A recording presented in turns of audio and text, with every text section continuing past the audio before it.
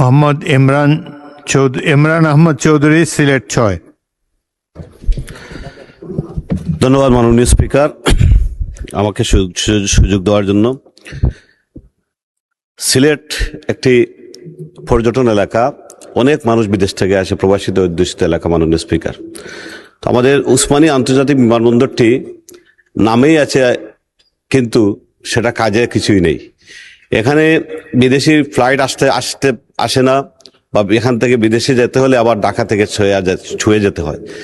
পাশাপাশি স্থানীয় যে ফ্লাইটগুলো আছে, এখানে দেখা যায় যে ডলারের দামের মতো দাম ভেরিয়েশন করে মাননীয় স্পিকার। এই যে বৈষম্যমূলক অবস্থা, এর থেকে আমরা পরিত্রাণ চাই সিলেটবাসী।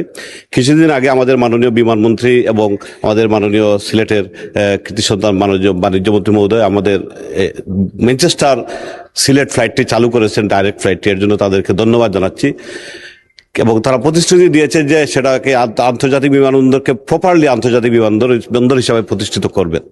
কিন্তু আমরা লোকাল ফ্লাইটের যে সমস্যাগুলা, এই সমস্যাগুলা মাননীয় স্পিকার, আমরা মন্ত্রী মহোদয়ের মাধ্যমে আমরা চাই যাতে অন্তত আমরা এইসব বৈষম্য থেকে, কারণ যোগাযোগ ব্যবস্থাটা অত্যন্ত খারাপ। রাস্তায় বাই রোডে যেতে মাননীয় স্পিকার 10 থেকে 12 ঘন্টা সময় লাগে।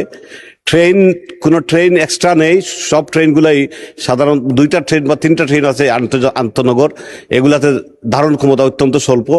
মানুষের অত্যন্ত ভোগান্তি হচ্ছে মাননীয় স্পিকার। এবং এই যে দামের যে ভেরিয়েশন, এটা দিয়েও আমরা অত্যন্ত হয়রানির সম্মুখীন।